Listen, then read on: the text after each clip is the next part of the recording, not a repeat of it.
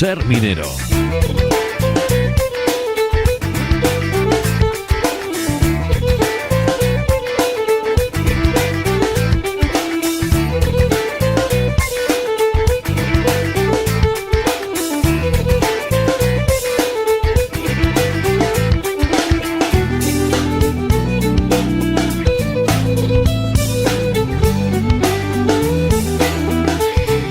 Vamos a saludar a Roberto Fernández, director del Museo Minero de Sabero. Roberto, ¿qué tal todo? Muy bien, buenos días. ¿Qué tal la actividad del fin de semana? Bien, muy bien, la verdad que muy animado. Conferencia, ruta, bastantes visitas, muy bien. Bueno, hablamos mucho del verano, pero el otoño también es un gran momento, ¿no?, para acercarse al museo por las muchas actividades que tenéis, por las exposiciones, por los fondos permanentes y, bueno, porque el paisaje también adquiere unas tonalidades de lo más atractivas. Sí. La zona está preciosa, es un momento estupendo para hacer una ruta por allí, visitar el museo, bueno, está genial. Muy bien. Tenemos invitado, pero vamos, que casi ya lo tenemos en nómina aquí en la sección, ¿eh? Le tenemos en plantilla a coste cero, ¿eh? Es lo que se lleva ahora, sí. Nos acompaña, bueno, como dices tú, un invitado que ha estado otros muchas veces, un gran colaborador del museo y también de Ser Minero, que es Fernando Cuevas, y nos acompaña para muchos temas, pero especialmente para el tema de iluminación minera. Cuando vamos a hablar de iluminación minera, pues bueno, el referente en este caso es Fernando Cuevas, y aprovechando que hace unas semanas hemos modificado nuestra exposición Rincón de Luz y ahora hemos incorporado candiles, linternas y faroles, bueno, pues le hemos pedido a Fernando que nos acompañe hoy y vamos a hablar de candiles mineros, porque bueno, son unos objetos que muchos tenemos por casa, por ahí, y que igual no los conocemos bien. Entonces vamos a hablar con Fernando, que bueno, le presento muy rapidito. Él trabaja en el Centro de Interpretación de la Minería de Barruelo de Santullán, sabe muchísimo de minería, pero sobre todo, como hemos dicho en otras ocasiones, un gran apasionado de las lámparas de mina, estudioso, coleccionista, y bueno, pues siempre dispuesto a hablarnos de luz en la mina. Fernando, ¿qué tal estás? Muy buenas. Muy buenas, aquí desde el norte de Palencia, como siempre, para hablar con vosotros. Mira qué bien. Bueno, con los candiles ya prácticamente cubrimos todo el espectro, ¿no?, de las técnicas y de las herramientas empleadas a lo largo de la historia para poder iluminar, ¿no?, los pozos. Hemos hecho un buen repaso y hemos dejado para el final lo más antiguo, pero no por ello pues lo más importante. Igual se nos olvidó que hace muchos años era lo que iluminaba casi todas las minas.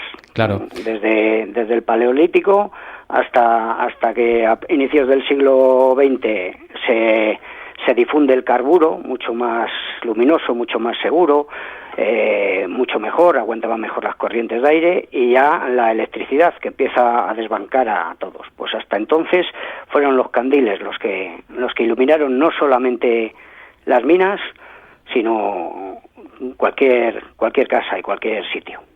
Es que no solo hablamos de siglos, hablamos ya hasta de milenios.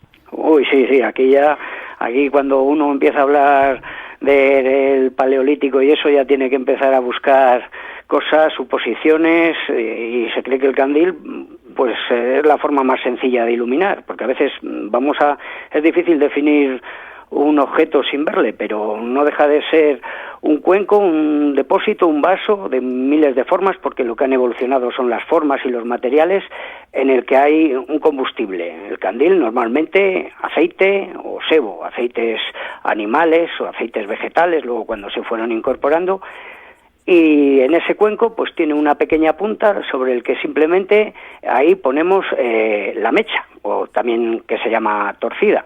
También la evolución de las mechas, desde estos primitivos antepasados nuestros de las cuevas, que los hacían pues con helechos, con lo que podían, hasta también tienen su truco las mechas, hechas sobre todo con algodón, es el mejor, no se puede hacer de cualquier cosa la mecha, y además hay que poner la sal para que no chisporrotee, o sea, todo tiene su ciencia. Roberto.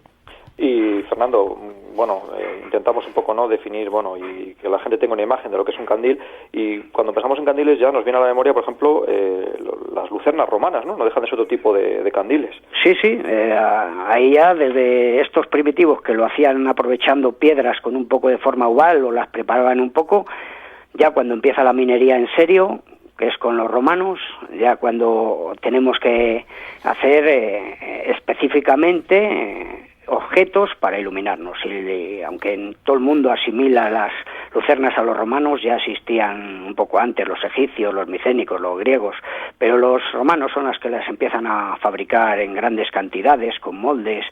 Normalmente suelen ser de barros. No sé si tenemos todos también en la imagen una lucerna como redondita, aunque hay 20.000 tipologías de lucernas romanas. Esa punta y de la que sale también la mecha. Las lucernas lo que no solían tener era un asa muy grande, solía estar más que nada de adorno. Y las que utilizaban en las minas, por las más sencillas y las más robustas, y las más baratas, claro, porque ahí... Pero ya sabemos que en España, en las minas de Río Tinto, en Huelva, se han encontrado muchas lucernas. En las de Cartagena y más cerca de aquí, en Cantabria, en minas antiguas romanas de Cantabria, también se han encontrado lucernas romanas. Y luego, con el paso de los siglos, lo que sí que ha evolucionado mucho también, aparte de la tipología, también son los materiales, ¿verdad? Sí, bueno, los romanos también utilizaron el metal, los que tenían posibilidades, pero luego los romanos nos dejaron mucha herencia. Durante la Alta Edad Media, al final muchas de las tipologías fueron evolución de las lucernas romanas y seguían sobre todo en cerámica. Hay una muy típica que también está en nuestra exposición. En nuestra exposición, por supuesto, hay lucernas y hay candiles hispano-musulmanes o de piquera larga, muy de la península ibérica, con una saya más grande, con un alto cuello que se llama gollete.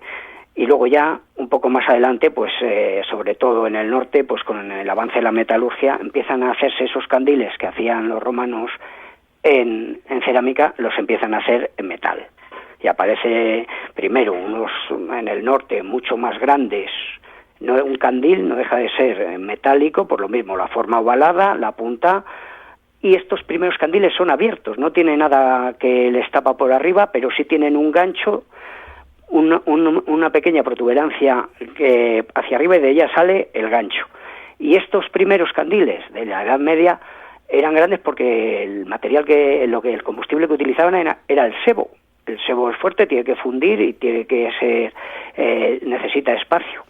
Y luego esos seguirán evolucionando, ¿cómo no? Y estos candiles, Fernando, tienen una característica, ¿no?, que ya hemos hablado en algunas otras ocasiones cuando hablamos de iluminación minera, que es lo que denominamos llama viva, ¿no?, que la llama está en contacto con la atmósfera. Por lo tanto, en minería... Claro, cuando empezó a evolucionar, sobre todo durante toda la edad moderna, edad antigua, la minería del carbón no se desarrolló hasta la revolución industrial. Entonces todos estos tipos de candiles simplemente fueron mejorando en su tipología, siendo más resistentes. Todos eran de llama viva porque no teníamos problemas con el grisú, no explotaba. Luego ya, cuando empieza a desarrollarse la minería del carbón, sobre todo en Inglaterra, es cuando tenemos que recurrir a las invenciones, a la lámpara de seguridad, y luego ya pues lo que dije, ya con toda esta revolución industrial, muchos más química, empiezan a descubrirse todos los avances tecnológicos, pues el carburo de calcio, que se da el gas acetileno y sobre todo la electricidad. Pero hasta bien iniciado el siglo XX todavía había muchos candiles en las minas españolas y sobre todo en las casas, porque en España el candil fue algo muy popular. No solamente eran de hierro grandes, sino también les hacían de hojalata. Siempre han estado en todas las casas y en todo el campo español. A falta de otra alternativa, ¿no? Y a pesar del peligro, ¿no?, que supone tener un fuego encendido en una vivienda. Bueno, pero si no se toman peligro también tiene la electricidad. El peligro, todo si no se tiene, sí, en aquellos años antiguos, pues un candil, hay que reconocer que en aquellos años se vivía con el ganado, se vivía con la paja. Y cuando tenías que ir a ver el ganado, ibas con esos candiles en llama viva, y eso ardía muy fácil. Pero bueno, el peligro es algo que siempre ha estado al lado del ser humano. Lo que es peligroso, Fernando, es que te vendan un candil falso, ¿no? Porque de estos hay a cientos. Bueno, lo de las falsificaciones es una cosa curiosa, porque hay una cosa que son reproducciones y otra falsificaciones. Bueno, sí, y los candiles estos sencillitos no merece la pena siquiera falsificarles. O sea, porque el gasto, aunque sea uno original y antiguo, el gasto no es tan grande. Entonces, solamente los falsificadores empiezan a hacer el trabajo y a dedicarse cuando van a tener una ganancia considerable. es más fácil encontrar lucernas romanas. Ahí sí que hay verdaderos maestros de la falsificación. Yo en mi colección tengo algunas piezas que ni los expertos son capaces de asegurarme si son romanas o no, con lo cual digo yo, bueno, pues el que lo vea, si vosotros no sois capaces, el que lo vea tampoco va a ser capaz, así que está viendo algo igual. Para ti, romanas. ¿Cuáles son las piezas más reseñables de este renovado Rincón de la Luz que se puede disfrutar y visitar en el Museo de Sabero, Fernando? Como siempre, yo lo que busco sobre todo es una variedad y que casi todo el mundo vea casi todos los tipos, pero hay unos cuantos tipos que no son españoles y que no son difíciles de ver, la lámpara Blende de 1820, de alemana, las Manfeld, también alemanas, los Sput, esos que son como una tetera que llevaban en los gorros, las Astiquet, los franceses tenían una pequeña lamparilla con un clavo y tenían un ojal en el casco, que entonces era de cuero, y ahí se lo clavaban y así lo podían quitar y poner. También hay candeleras, hay velas, pues hay, pues eso, lucernas romanas, hay algún candil de piquera larga. ¿Esas son las piezas más antiguas, sí, las lucernas romanas? Sí, por supuesto, de la Edad Media. Me puedo coger una piedra, hacerle un hueco y deciros que es de la... que es del Neolítico, ¿no? Que sería ilegal, claro.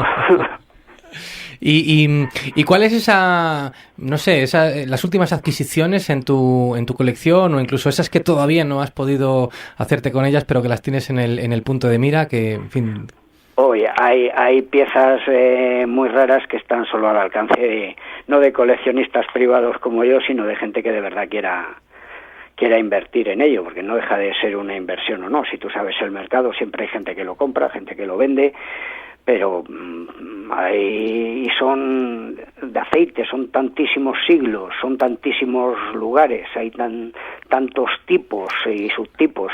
Yo la que siempre querría tener es una variedad de un candil Froch, que son alemanes, que se hizo en España, en las minas de Almadén, que es el candil de Almadén, que es muy típico de aquí y es muy antiguo, y claro, es casi imposible conseguir alguno, porque el que le tiene no le pone a la venta, incluso a veces conseguir una reproducción ya es todo un logro, porque cuesta mucho hacerlo, y si por lo menos para mostrar a la gente cómo era uno de verdad, pues es difícil.